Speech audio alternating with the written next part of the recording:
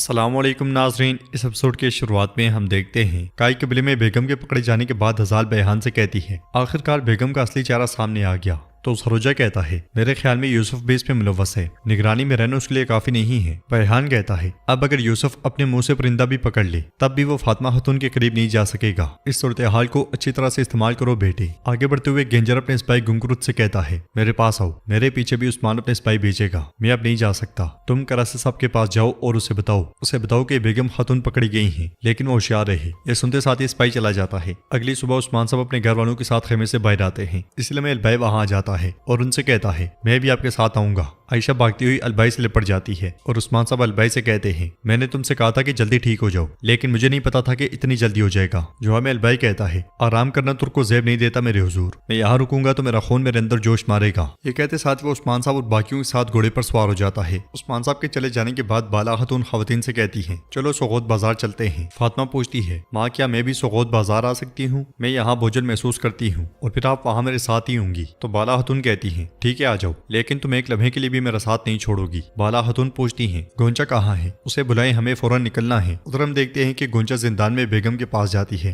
और खवातीन से कहती है भाई जय मुझे बेगम खातून से कोई बात करनी है। ये सुनते साथ ही खवातीन चली जाती है। बेगम गोंचा से पूछती है क्या आपको भी लगता है कि मैं गद्दार हूँ? जवाब में गोंचा कहती है आप नहीं है, मैं जानती हूँ कि आप गद्दार नहीं है। बेगम कहती है मैं उस्मान साहब को क्यों धोखा दूंगी? तो गोंचा कहती है मैं आप पर यकीन करती हूँ, आप बाबा को कभी धोखा नहीं देंगी क्योंकि आप उनसे मोहब्बत करती हैं बेगम खातून। ये सुनकर बेगम हैरान परेशान हो जाती है और कहती है तुम ये क्या कह रही हो? यह सच नहीं है जिसने भी कहा है। तो गोंचा एकदम से कहती है मैंने किसी और से नहीं बल्कि आपके मुंह से सुना है, क्या आप अब भी से झूठ कहेंगी? बेगम कहती है गोंचा किसी को बताना मत, बराए मेहरबानी किसी को मत बताना। गोंचा कहती है आप जो कर रही हैं वो बहुत गलत है, लेकिन आपके बेगुनाह होने के बावजूद यहाँ रहना नाइंसाफी है, इसलिए मैं माँ और बाबा से बात करूंगी और उन्हें सब कुछ बता दूंगी। बेगम कहती है गोंचा अगर तुम उन्हें सब कुछ बता दोगी तो मैं आइंदा उनसे नजरें नहीं मिला पाऊंगी। इसलिए मैं गोलचे आकर कहती है बाला खातून और दूसरे लोग जल्दी बाजार के लिए निकलने लगे हैं, वो आपके इंतजार में हैं। ये सुनते साथ ही गोंचा उसके साथ चली जाती है और बेगम पीछे से आवाज लगाते हुए कहती है गोंचा ऐसा मत करना, ऐसा मत करना। जंगल में उस्मान साहब अलाउद्दीन और सिपाहियों के साथ घोड़ा दौड़ा रहे होते हैं और वो सब मुसलसल आगे बढ़ते ही चले जाते हैं। आगे सार किले में लोकास सोफिया से कहता है कारासे का फौलादी कारवां जल्दी यहाँ पहुंच जाएगा, ये सबसे बड़ा बाज़ंतीन का अजीम तरीन वायदा होगा। सोफिया कहती है करासी तुर्कों का सबसे कीमती खजाना अपने अजली दुश्मन को दे रहा है, लोकास इस मुआहदे से तारीख वापस लिखी जाएगी। लोकास कहता है जरा सोचो,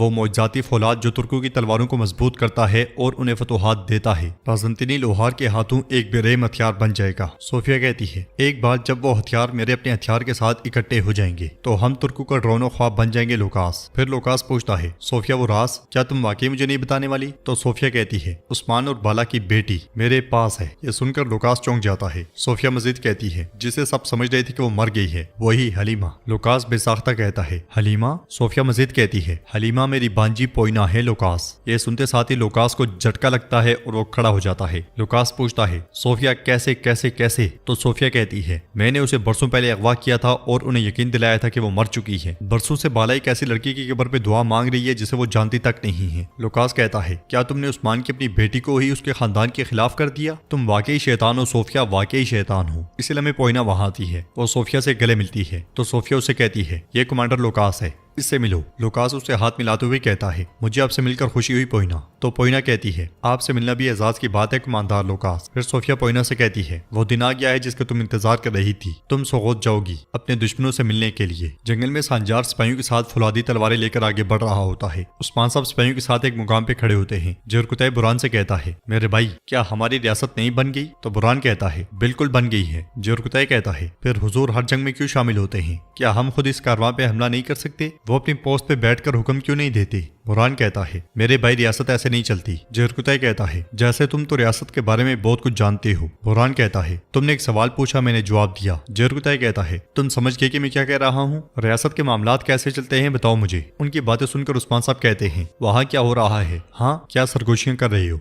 हमें बताओ ताकि हम भी सुन सकें। बुरान की जानिब देखने के बाद जरकुतै कहता है बुरान पूछ रहा है कि हुजूर तमाम जंगों में खुद क्यों शामिल होते हैं? यह सुनकर बुरान को बहुत गुस्सा आता है। जरकुतै मजीद कहता है मेरा मतलब है कि यह कह रहा है हम हम खुद भी इस कारवां पे हमला कर सकते हैं। ये कह रहा है कि आप कबीले में पोस्ट पर बैठकर हुक्म क्यों नहीं देते। मुझे भी समझ नहीं आई कि बुरहान ने ऐसा क्यों कहा। तो बुरहान कहता है, क्या तुम पागल हो जेर कुताई? उस्मान साहब कहते हैं, तो बुरहान ने ये कहा, हाँ। जवाब में जेर कुताई कहता है, जी मेरे हुजूर, बुरहान ने ये कहा है, लेकिन आप जानते हैं कि इसमें अकल की कमी है। उस्मान साहब कहते हैं, फिर बुरहान को मेरी बात गौर से सुनने का कहो। एक घोड़ा जिसका रहनुमा खुद आगे नहीं दौड़ता वो कभी नहीं भागता। वो रहनुमा जो जंग से पीछे हट जाए और अपनी पोस्ट से रियासत पर हुकूमत करने की कोशिश करे, उसकी कदर कम हो जाती है। चाहे हम सरदार हों या सुल्तान, हम इस दुनिया में अपने मकसद को कभी नहीं भूलेंगे। कुफार से मैदान जंग में लड़ना हम पर मुसल्लत है। इसलिए मैं एकू ताकत कहता है, मेरे हुजूर कारवां करीब आ रहा है। तो उस्मान साहब कहते हैं, उन्हें आने दो, जंगजूओं को नुकसान ना पहुंचाना, हम उन सबको पकड़ेंगे। ये सुनते साथ ही अलाउद्दीन सिपाहियों के साथ आगे बढ़ जाता है। नीचे से कराची का कारवां आगे बढ़ रहा होता है, इसलिए मैं अलाउद्दीन सिपाहियों के साथ उनका रास्ता रोक लेता है। उन्हें देखकर वो सब घोड़े से उतर जाते हैं और सांजार शुरू में ही हमले का हुक्म दे देता है, मगर अलाउद्दीन जल्दी उसे काबू कर लेता है। सांजार के सिपाही भी शिकंजे में आ जाते हैं। अलाउद्दीन सांजार को घुटनों के बल बिठा देता है। सांजार पूछता है, ये क्या हो रहा है? तुम्हें इसके लिए हिसाब देना पड़ेगा। तो अलाउद्दीन कहता है, यहाँ अगर कोई हिसाब लेता है तो वो हम हैं। अलबाई कहता है, गद्दार से इत्तेहाद का नतीजा मौत है, लेकिन उस्मान साहब को दुआ दो। जेरकुताई घोड़ा गाड़ी पर चढ़कर संदूक खोलता है तो तलवारें बनाने के लिए बहुत सा लोहा रखा होता है। ये देखकर वो आने वाले उस्मान साहब से कहता है, हुजूर पूरा कारवां फौलाद से भरा हुआ है। उस्मान साहब के वहां पहुंचने पर सांजार पूछता है, उस्मान साहब ये क्या है? करासे साहब के कारवां पर हमला? क्या आपको लगता है कि आपसे इसका हिसाब नहीं लिया जाएगा? तो उस्मान साहब कहते हैं, तुमने वो फौलाद बेची जिससे जंगजू की तलवारें बनाई जाएंगी,